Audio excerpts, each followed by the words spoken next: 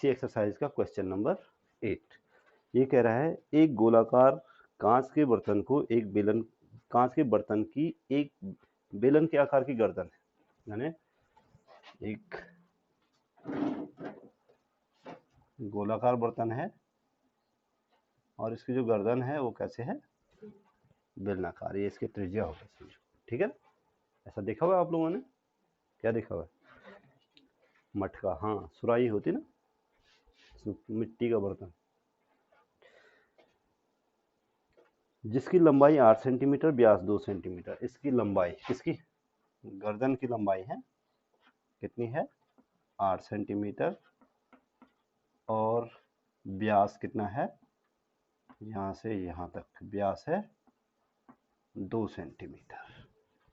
लंबाई है 8 सेंटीमीटर और व्यास है 2 सेंटीमीटर, जबकि गोलाकार भाग का व्यास 8.5 सेंटीमीटर है। इसका जो व्यास है भाई, यहाँ से लेकर और यहाँ तक, यह है 8.5 सेंटीमीटर। ठीक है। इस बर्तन का आयतन, एक बच्चे ने ज्ञात किया कि इस बर्तन का आयतन 345 सेंटीमीटर स्क्वायर है। कितना है? 345। आपको जांच करने की बच्चे का उत्तर सही है या नहीं, ये मानते हुए कि आंतरिक मापन, ठीक है, आंतरिक मापन है और पाई का मान 3.14 है। ठीक है, बच्चे ने कितना निकाला हुआ है? 345 सेंटीमीटर का क्यूब। अब देखो चित्रानुसार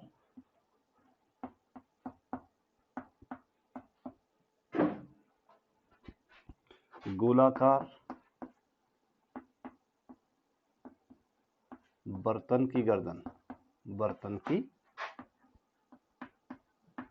गर्दन कैसी है?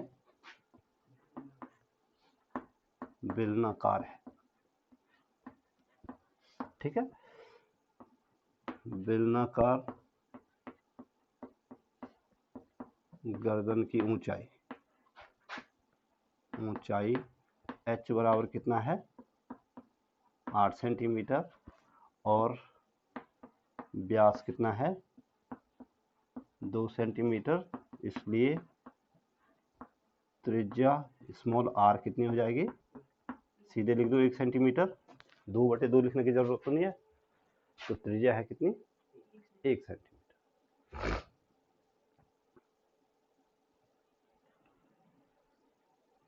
त्रिज्या है 1 सेंटीमीटर। ठीक है, अब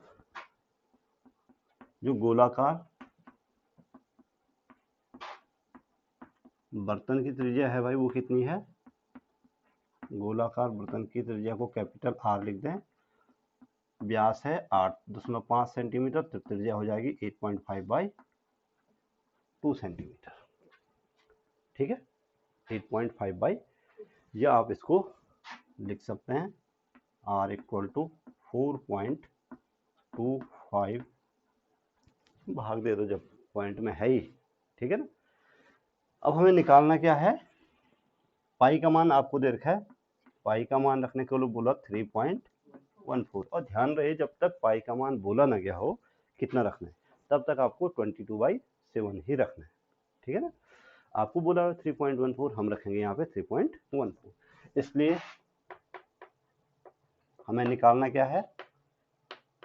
हमें निकालना है बर्तन का आयतन। तो बर्तन का आयतन बराबर हो जाएगा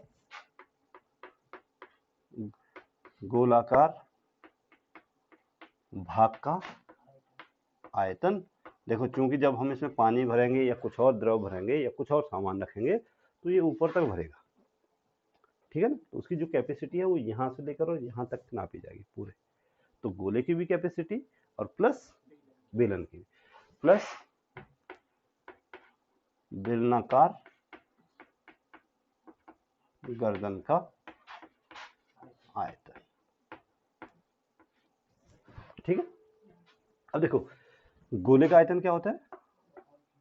4/3 पाई r। कौन सा लिया जाएगा?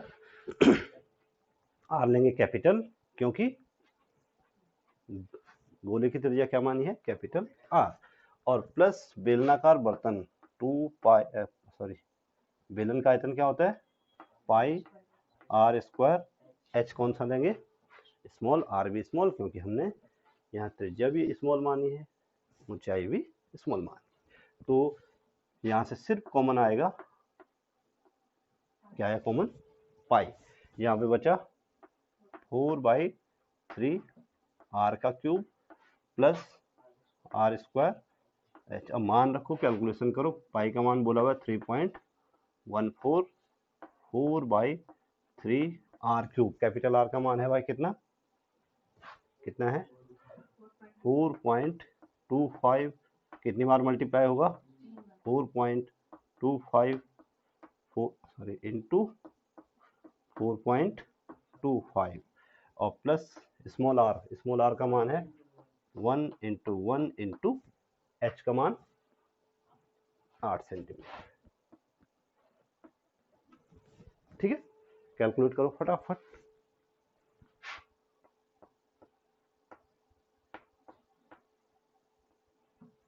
फोर पॉइंट टू फाइव को मल्टीप्लाई करो,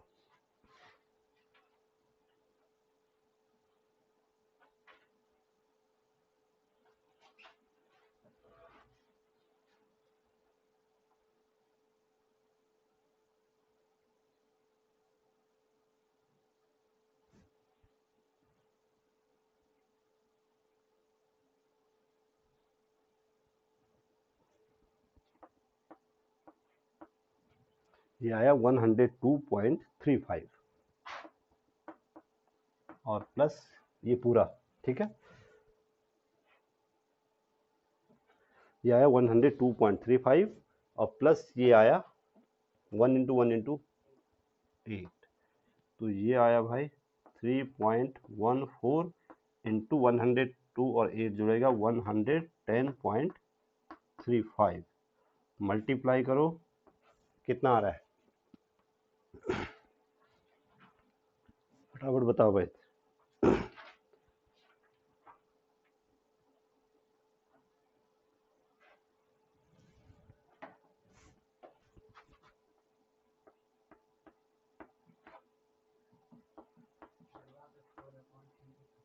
हैं, हाँ कैलकुलेट कर लिया मैंने, ठीक है, तो ये आया 346.50 लिख सकते हैं इसको, 499 को इतना सेंटीमीटर क्यूब। तो जो बर्तन का आयतन है वो कितना है, 346.50 सेंटीमीटर का क्यूब। अब देखो बच्चे का उत्तर कितना था, बच्चे का उत्तर था 345 सेंटीमीटर का क्यूब, इसलिए जो बच्चे की गणना थी भाई, बच्चे की गणना क्या थी, गलत थी। ये आपका, ये जरूर लिखना नीचे से है लास्ट में कि बच्चे ने जो कैलकुलेट किया था वो क्या था, गलत था। एक्चुअल कैलकुलेशन 346.50 सेंटीमीटर क्यूब है, राइट। आ गया, आसान है नहीं, चलिए।